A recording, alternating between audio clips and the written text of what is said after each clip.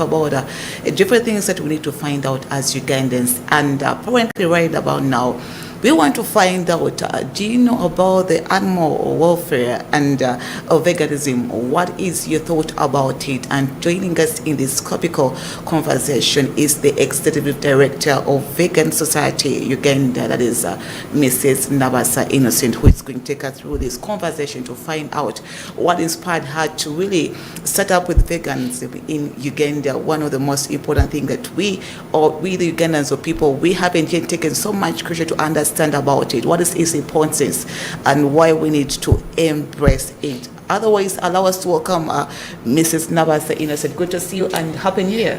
Thank you, Rita. Good to see you. Happy New Year too, and praise God. It's been a long time. I think we last had you last year, but one. Yes, yeah, definitely. Yeah. So tell us how has been your life in this 2025 and 2026, the beginning of it. Well, my life has been great. Honestly, great as God has been merciful. God has been amazing. Amen. Yeah, and I'm honored, honestly, to be here, hosted on Family TV, the TV of the family, the TV that glorifies God, that brings God closer to people in our homes. Okay. Yeah, but generally, life is great. I'm honored to be here. Amen. Yeah. Start up with our conversation, looking at what inspired you personally to embrace veganism and advocate for animal welfare, which is your passion, I do believe, and you really love it so much. Give us more the background about it. Yeah, thank you so much, Rita. As a Christian, if you read Proverbs 12:10, it says, good people take care of their animals. Okay. So I'm deriving this from the Bible, given the fact that I am on a Christian TV. So what inspired me, I grew up in Rukunjiri, and we are farmers, predominantly farmers, both animal and crop agriculture. And animals are part of us. They're part of our lives. Yes. Cattle waking up to the sound of a cow mowing, probably a cock waking you at 5 a.m. So they became part of life, and we got to love them and embrace them and all that. So why did I choose this? Despite the fact that they're part of us, we love them, we treasure them, but then they're into immense suffering. Okay. And it's getting worse with the growth of animal agriculture, industrialized animal agriculture. Initially, how did we take care of these cows? For example, talk about cows. They were always on free range, like in a farm on 10 acres of land, and with about 50 cows, and they're moving freely. They know where to find the water. They know where to find the grass and everything. But with commercial agriculture and people wanting to, to increase supply of milk, they've confined these cows in a small space, and so they're not able to live naturally. Let me go to hens. Hens, especially egg-laying hens, are the most consumed animals globally. Sure. And when we were growing up, the most common method of rearing hens was basically free range. Yeah. And later, the introduction of deep litter. Both are not cruel, honestly. But then later, with time, there's been, we tend to import a lot of Western culture. So with increased, demand, people are like, how do we confine these hens? How do we, have more hens in a small space so that we have more eggs because of demand? So now there was an introduction of what they call battery cages. Okay. Now battery cages, allow me hold this paper, your paper. Okay. So basically, two of these, this is an A4. So two of these, you have 3 hens there. Okay. Now, these hens are going to stand in one position for the rest of their life, from when they're just chicks to when they start laying hens. Right here in front is here. There's a water. Right here, they feed. Yes. The eggs just come out from behind. Yes. That's it. I have visited battery cages before. You'll find that when one hen is probably down, another one is in the middle, another one is up. Like they can't squat at the same time. They can't stand at the same time because the battery cages are really small. Now hens are really suffering. Someone will say that, why do you care about their suffering? But even the Bible is very clear. Once they are meat, at least take good care of them. Let them live healthy, natural lives. Naturally, hens nest. You know, they make their own nests, they flap wings, they dust bathe. You know the lives of hens. Sure. When you let it go out, you just find some soil and then it's dust bathing and all that. They love to hunt for their own food. So if you confine them in this place, that means they're not living natural lives. They are suffering. How will you know they are suffering? You even see, if you've seen most of these things with lots of antibiotics, of course to keep them afloat. And even as a human, if I feed my body with lots of antibiotics, it's not good for me, because consuming animals that have been injected with lots of antibiotics is not good for health. Sure. You yourself can be antibiotic resistant. Because they're unhealthy of antibiotics is not good for health. Sure. You yourself can be antibiotic resistant.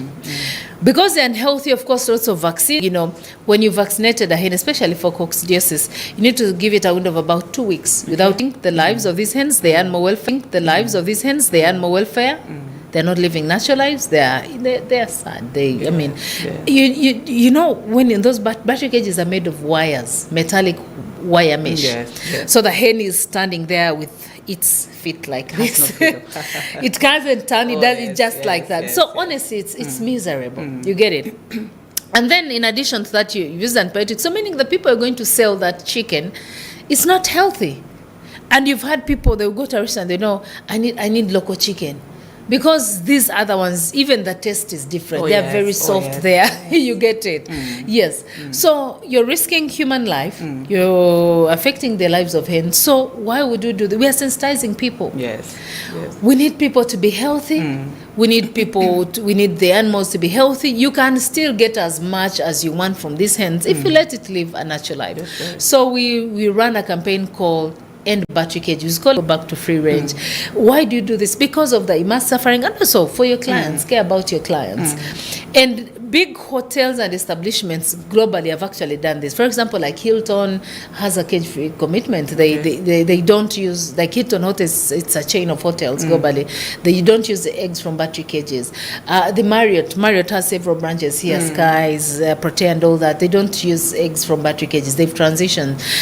Golden Tulip, if I go to supermarkets, I can go to Carrefour. So internationally, like globally, Europe, America, Asia, they've already recognized this and they appreciate. Yet the West is saying, no, this is not good animal welfare. So that is why we're doing this. We're sensitizing masses. We are sensitizing Ugandans like we are doing right now on TV and telling them, you know, if you're consuming eggs, ask how have these eggs been sourced, you know? How has this chicken been sourced?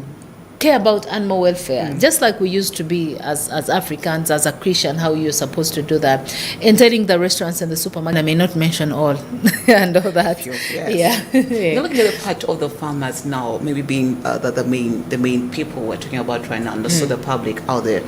As a Vegan Society Uganda, to what extent have you preached this gospel to these farmers of ours? Initially, from the past years, I think, because we've been seeing this in all the social media handles. Actually, remember there's a time you visited us at one of our workshops when we were engaging farmers. So we started with the farmers by sensitizing the farmers, and we've had some farmers do transitions. We've had some now the farmers are actually experiencing this cruelty. There's a farmer who recently reached out to me like, please keep me anonymous. You know, I work with this chicken farm, and honestly, I am tired of seeing hens live like this. The hens are dying, they're unhealthy, we're using lots of antibiotics. Like, I was like, can you do an interview? Can go on TV? He's like, no, I cannot. But please just know, we also do not like this. So we are encouraging farmers, can you transition? Can we go back to what is African? To what is Ugandan? We loved our animals. We cared for these animals. Why are we making them suffer because of making profits? And at the end of the day, with the battery cage, you're investing in a lot. Because the money you're investing in those antibiotics, it is a lot. Setting up a battery cage is extremely expensive, and believe me, not all Ugandans can afford that. It is the rich that are actually doing that. Why are you doing this at the expense of the people? Why are you doing this at the expense of the hens? Can we keep it the way we use? Can we keep it more African? People, even when you go, and because supermarkets are starting even free range eggs, something like that, because they're starting to realize. And unfortunately, you find actually and all that. And those investors are so aggressive that they are going. And those investors are so aggressive that they are going to every hotel, every supermarket. They're like, we have yellow yolk, yellow yolk. Yellow yolk was always that yolk from free range eggs, but there's a yolk from free range eggs. But there's a way they do it to also ensure that there's a way they do it to also ensure that there's that yellow yolk and battery caged eggs. No, they label them as yellow yolk. Why are you doing that? Why are you trying to compete with the free range? Because Ugandans want to make a choice. So we're going to the farmers. Please, you're the first people that are doing this. If you say no to battery cages, for us the consumers, we are okay. Say no to battery cages for the sake of Ugandans. Let them eat. If they get a pig and put it in all that, you also have to clean after them. But pigs are really suffering, and there's all that, you also have to clean after them. But pigs are really suffering, and there's been a lot increased consumption of pigs everywhere. And because of that, now people are also, I've had people who fatten. Have you heard of them? People, I'm told they use ARVs. I am told, I can't confirm this, that they use ARVs to fatten the pigs. Now imagine, you're consuming pork that has been injected with HIV, an HIV drug. And in addition to that, you know how that now that's a pig headed to a slaughterhouse. Pigs are suffering. So the consumers of pigs, you have to demonstrate. You have to protest and say, no, enough of suffering. Or even say, we are done with pigs. We cannot watch this suffering. I'm not going to eat a pig anymore. So this time I'm just going to eat my fresh vegetables. After all, these vegetables are good for your health. Yes. And by the way, increased consumption of these animal-based foods, especially red meat, is harmful to our health. We have an increase in the spread of non-communicable diseases. Hypertension, type 2 diabetes, some cancers, arthritis. So many of these non-communicable diseases are cruelty towards these animals. But also when you stop eating, you're doing it for your health. Not just for the animals, you're doing it for yourself. Cows, my dear. For cows, they always make me cry. I must say this. Cows are being transported from up country on trucks. On trucks, true. You know how they tie them? They will tie the tail, they will tie the hooves, they will pass a rope in the mouth over 8 hours plus, no water, no feed, no nothing but misery. Imagine that. And they're passing by the traffic officers, no one cares. And then I think the goats and the sheep are on top, and then the cows are there, like immense suffering. Right. And we say we love cows. If you love a cow and you can let it go through that kind of pain, you don't love a cow. Growing up in Kigezi, where we are cattle keepers, the whole cattle keepers, we love cows so much. We call them by their names, Gaju, Bihogo, Chozi, Why? Because we love them. And a cow can listen to you. You can call a cow, you're like, come. You will whistle, it will do. The cow knows when it's supposed to drink water, when it's supposed to go home, it knows its name.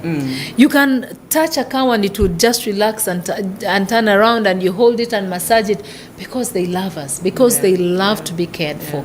But then the next day, because you need school fees, you're just putting it on a truck and it's going through all that misery straight to the slaughterhouse. Where is the Ministry of Agriculture? I know, and I'm going to say I know our animal welfare law is really weak, because I think the fine of torturing an animal is about 1,000. Really, I can torture about 100 if you just 1,000. But at least implement it. Implement it. Let the traffic officers know that please, you cannot transport cows like this. Honorable Frank Tumwebazi, please. These animals are suffering. The transportation of cows, of sheep and goats, it's alarming. We are teaching cruelty to these animals. Let's do something about it. Cows, goats, pigs. If you've been to most of these open markets, right now down there is Nakasero Market. If you go there, you're going to find hens from battery cages. Now they brought them to the market for sale. They're just in some, of course, this is a bigger cage, but still, you'll not find any food in there. You'll not find any water there. You find the hens are breathing with their mouth open, because they're trying to cool down. You get it? No feathers, no nothing. That's still cruelty. You've brought them to the market, I know. What if they don't sell? So meaning it's going to spend about 12 hours in that market, no water, no food, no nothing, waiting on the next buyer. The cruelty on these animals, imposed on these animals is just too much in this country. And the Ministry of Agriculture is supposed to protect the rights of these animals. So let us do something about it. Please, our dear members of Parliament, I'm kindly asking you, can we have a better animal welfare law? A better animal welfare law that puts strict restrictions on people who torture these animals, from pigs to hens in battery cages, to cow transportation, to sheep and goats, so that people can learn to appreciate and treat these animals better. Looking at the part of maybe how strong are Uganda's animal protection laws, and what are other gaps? Maybe you can also discuss about that. So the gap basically is a policy that no one implements. Yes, that's the first gap. Where even people don't know that we have this policy. Where the Ministry of Agriculture itself, I've seen the minister on, maybe even on social media, saying, go for battery cages so that you can raise more hens in a small space. So the Ministry of Agriculture, Fisheries, Animal Husbandry, they are supposed to protect the rights of these animals. They say charity begins at home. This is a body that is that has been mandated to ensure animals are taken good care of. So if they do not come out, people will not care. The law enforcement officers, the traffic officers that are witnessing this cruelty, the way the pigs are being transported. Today, while I was coming here in traffic, there were some hens on a truck. I think they were being taken to a market. I don't know, they look to be around 2 months, but the feathers are already off. So I'm wondering where they are taking them. I don't know if those feathers will even come back. But they could have been 200 in a very small space, sleeping on each other. And while we're coming, I saw I think 2 of them might have died already because they were stuck. One of it, the neck was stuck in that wire mesh and all that. And the traffic officers, they don't care. They don't even look there. Who is there? So to me, the policy, policy. And for us, we are advocates. We'll come on TV. We're going to talk. We're going to meet the members of Parliament. But also, can the members of Parliament take this on? Yes. Someone who has grown up, in a cattle corridor, people from Karamoja, people from Eastern Uganda, from Western, Southwestern Uganda, we have grown up seeing these animals. Can we do something about it? Can you sit on that floor of Parliament and say enough is enough? We need to revise. We need an amendment of this animal welfare policy so that the people that break the law face serious punishment. But in addition to that, can we have it enforced? Because when you put a law, there's no one enforcing it. It won't make any sense. What you know about the Ugandan Parliament? We are good at making laws, but the part of implementing has been a challenge that I think we have been experiencing for quite a long time. And this is a wake-up call for all of us. Looking at the part of veganism now, let's look into what is it all about. I think one who is watching us, this name might be new to their ears, so give us more of a hint about it. So veganism, basically, these are people who do not consume any animals, and they care about the rights of animals. So what I was talking about is animal welfare. Now here I'm talking about veganism. This is the consumption of plant-based food. Most times when you talk about veganism, people easily relate to vegetarian. Vegetarian, you basically don't eat meat, but you could take cheese and milk. But veganism, no animal products completely. And we are doing this as Uganda Vegan Society. We're promoting veganism for human health. Like I said, when most people have not realized that when we start to age 40 years, 50, 60 and above, these non-communicable diseases come. That's right. And the doctors often tell us, can you stop consuming red meat? Can you stop, drinking milk? Things like that. So I usually tell people, why should you wait for the doctor to tell you? Can you make the adjustment now? Because when you have hypertension, this is a lifelong illness. You're not going to heal. I'm sorry to say this. Most diabetes do not heal. Type 2, sometimes you could get some relief. There's been some science which says they can help you recover from this. For cancer, you know what I'm talking about. So why are you going to wait? Our health facilities are already stretched. Mulago is already stretched. Up country, it's worse because there are no health workers. Even because, most times you will need to change, drugs or high blood pressure. And sometimes you cannot afford, there are people who can't afford even, 15,000 a month to buy these drugs. Sure. So how about you take care of your health now? They said the best thing you can do for yourself and for your body is to take good care of yourself. So by eating plant-based foods, you're taking good care of your health, of your body. So we are doing it for the health, especially to avoid these non-communicable diseases, to avoid the antibiotic resistance that I talked about.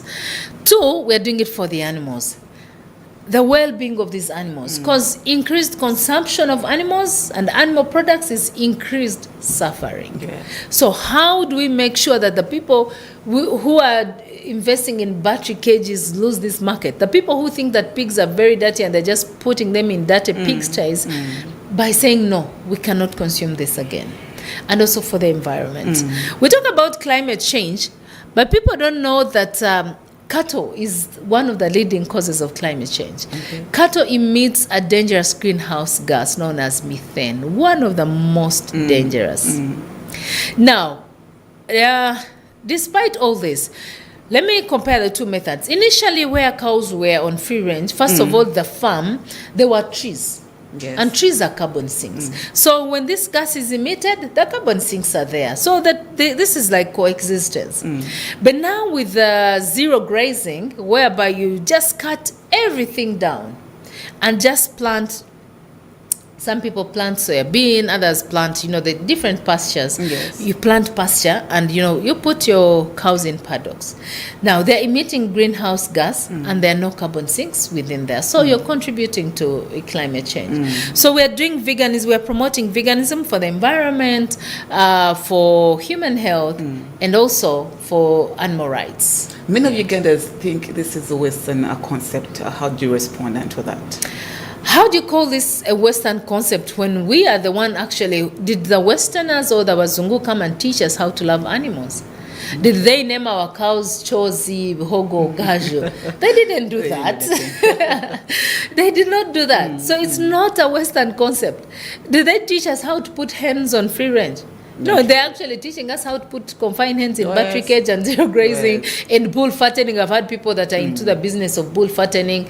You're fattening a bull. It used to grow naturally. Imagine someone now just decides to fatten you to make your base so that you attract more money. So, no, the Western culture is actually increased consumption of animal meat. If you look at our grandparents and great-grandparents, they lived longer. They lived longer. Because they ate organic food. The meat they ate was organic. And also the vegetables. They ate lots of vegetables. In Uganda and basically in Africa, we look at eating vegetables as food for the poor. And my dear, if you have traveled in America, let me give an example in America, to find a banana, to find a carrot, a green pepper, that's food for the rich. Oh. The poor are busy enjoying KFC and McDonald's and all that. Interesting. That is food for the rich, my dear.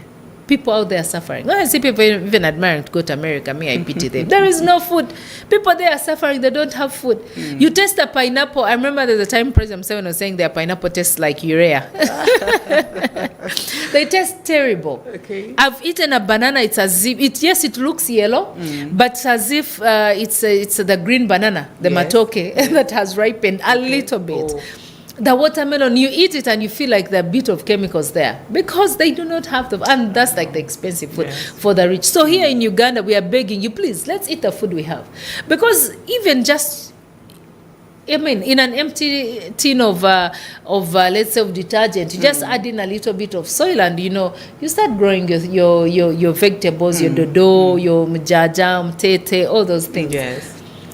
There's a friend, she was telling me, they buy soil.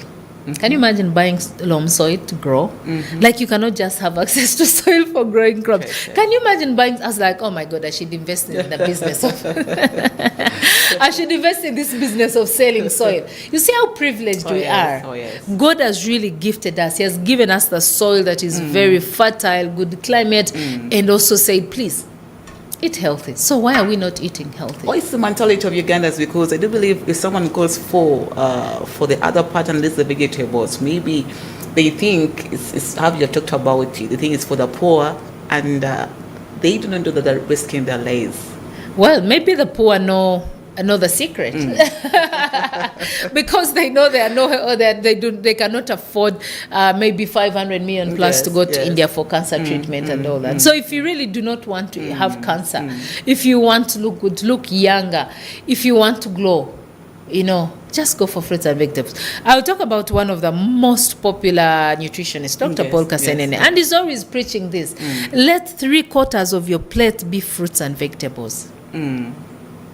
People think when you talk of vegetables, we are talking of lettuce, we are talking of dodo. No, we are talking color.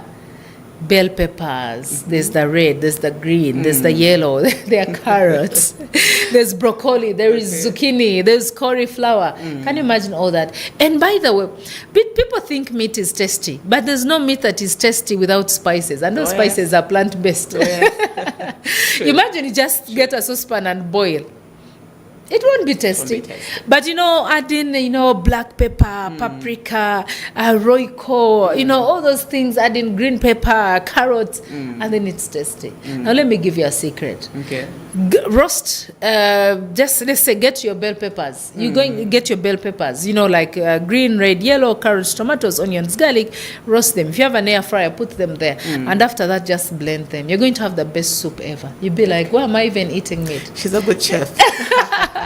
Like I made this for my children. They're like, wow, this is tasty. Right. And protein, some people ask, where will I find my protein? There have been lots of innovations like tofu. Tofu is basically like plant-based meat. Others take soy chunks, or there is tempeh. Tofu is made from soybean. Soybean is the best protein that comes close to animal-based protein. Animal-based protein is not healthy. So the alternative protein is tofu, which is soybean, like tofu is its other name. You can prepare it exactly the way you prepare meat. Okay. You can roast it, you can do barbecue, or you can just pan fry it and eat. It's enjoyable. Let your kids enjoy it. Let the kids at school. One thing I hate, Ritah, and I'm going to say this. There are things that we think it's modernity, and we are killing children. That's what I think the point wanted us to clarify. Because we have still going to schools, trying to bring this gospel to the school and to the head teachers who adopt this. I think you can give us more the picture about it. And one of the campaigns we are doing is the vegan school lunch campaign.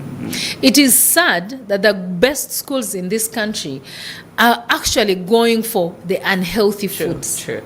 It is very sad. You go to a school canteen, you can't even find fresh juice.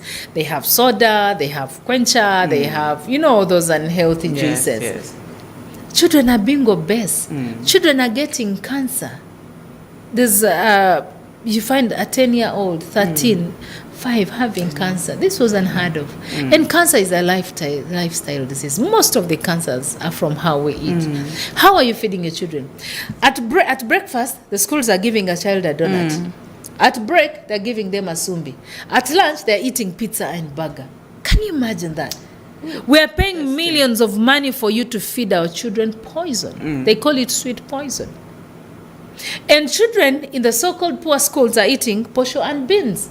And they're healthier. You can't be obese by eating posho and beans. No. But you be obese for eating pizza, for eating burger, for eating sausages. So it's so sad. And I am calling upon the Ministry of Education, First Lady, Honorable Janet Kataham Seveni, please come through for us. Our children are eating badly. Our children are being exposed to obesity.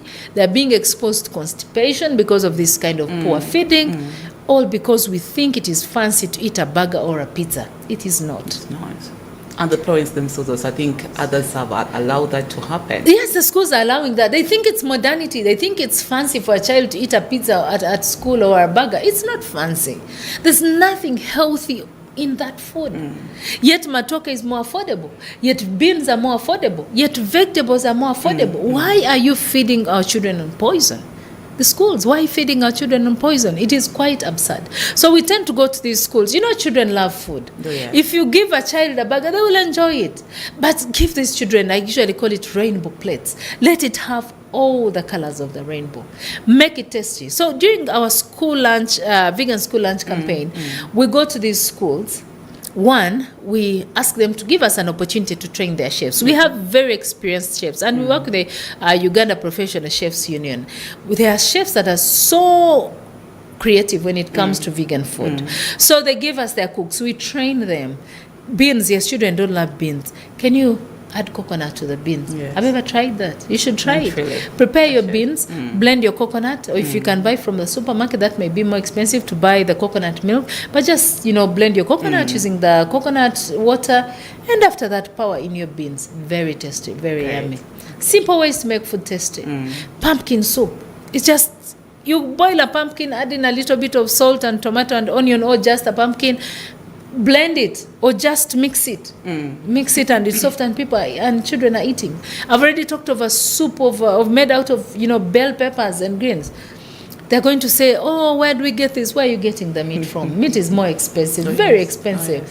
But some schools we have actually, especially in Kazo, in Kazo, I think it's Kazo. Kazo is Western, Kazo, Wakiso Part. We've supported them to grow their own food. Schools are growing their own food. They're growing their own cabbage, maize, beans, broccoli, zucchini, sukuma wiki, and they're able to feed their children.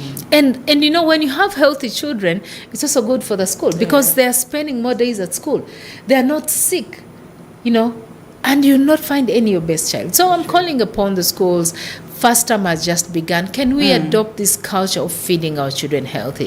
If we have a canteen, can we have healthy foods? Why are you killing our children? We're paying millions of money for you to feed our children on the slow sweet poison. So it's so sad what is happening in schools. It's very sad. It's very, very unfortunate. And the part of the parents and the communities which maybe haven't yet understood that there is wisdom maybe needed to see that they adopt into this. And for the parents, as a mother, especially to the mothers, you have to be that chef, but be the good chef. Be the good chef. For me, actually, my children love vegetables so much. In fact, when they are home, they want to make salads. Mommy, can I make salads? And tomatoes, avocado, lettuce, and all that. They're making salads. And I've put that into them. People think children do not love vegetables. Mine love them so much because I've taught them how they can make them tasty. So as parents out there, let us be the custodian of proper feeding. Let your child know that a donut is unhealthy. My daughter is quite talkative. She says a lot. She's 7, but she'll challenge in everything. So every time she'll go, but mommy, I think I've got a healthy quencher. This one tastes sweet. I'm like, no, there's no healthy quencher. Oh, but mommy, I'm like, no. Juice at home is the best. And it's not expensive. True. Just imagine a pineapple for the sugars, a watermelon for the sugars, a mango. It is still as sweet. So why are you taking your children to supermarket to buy juice and they're taking unhealthy juice to school? For what? Yet you could just make it at home. And these are some of the things that could even grow in your backyard. Grow passion fruits, have a mango tree in your compound.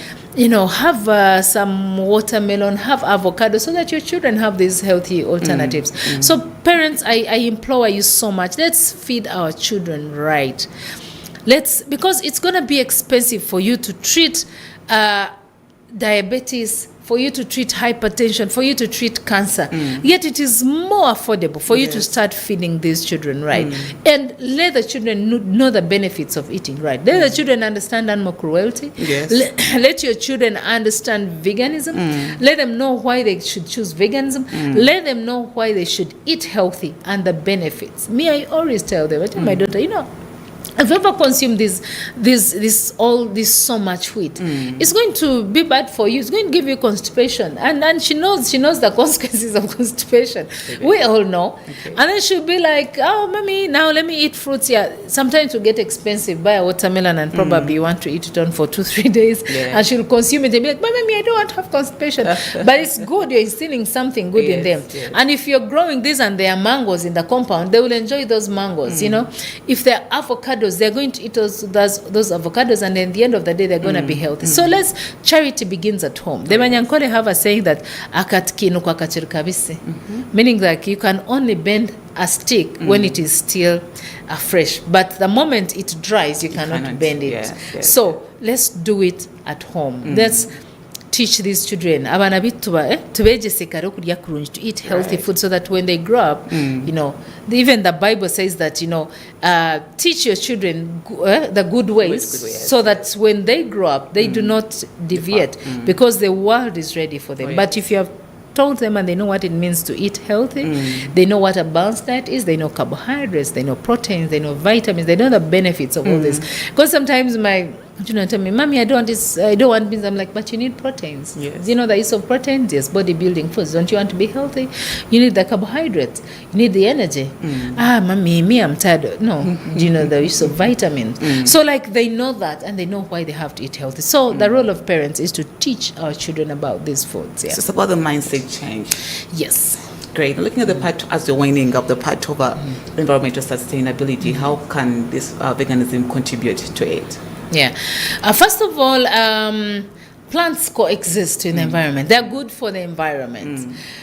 Like I said, trees are carbon sinks. So as much as we have all those things like maybe the cars and the charcoal burning and the bush burning contributing to climate change, then also you're having, you know, trees around. And you have, for example, if you have a compound, really, why should you pave everything? It could have an avocado, you could have mango, you could also have a palm tree. Like mix up. That means you have a shade. Even I'm told these trees act as lightning conductors. So instead of buying a lightning conductor on top of putting one on top of your house, you could actually use these trees. So the trees have all the advantages. So let us look at, could actually use these trees. So the trees have all the advantages. So let us look at it that way. Not that plant-based foods, foods that we get from plants, have immense advantages, and they help in in conserving the environment. For example, we're having lots of floods in Kampala. These trees play a very big role in containing these floods. Even the grass itself, where are the floods happening? Why are they happening in the middle of the road? Why are they happening down there in Achuvo? Why you see no single tree? Yeah. Have you seen, it's rare unless it's soft soil like in Bududa, maybe, you know, where the soil is very soft. And also it has become soft, of course, because of encroaching on natural environment. And so have grass, because grass also is good. The water means it's soil, because if every part is paved or cemented, it means the water is going all over. So where will it go? But then when there is grass, when there are trees, it means the water will go back into the what? Into the soil. So you see, these plant-based foods are good for the environment. So, and they do. I don't need to cut down trees to plant a mango. I can plant a mango alongside the trees. I can plant an avocado. I can grow my soybean, and I know I will have immense benefits from it. I know I will make tofu from it. I make soy milk from it, and I know I will roast some of it, and I know I can sell some. So you see, like, all the benefits are there. The plant-based foods easily coexist with nature, with the natural environment. Yeah. Thank you so much, Nabaasa. I think time is not on our side. We shall bring you back and discuss more about vegan and the welfare of animals. Thank you so much. And ladies and gentlemen, thank you for being part of this coffee break conversation. Yes, your health matters a lot, and also how we keep our animals. It's also very, very important. Allow us to wish you a blessed Thursday, and may the good Lord bless you. Bye-bye.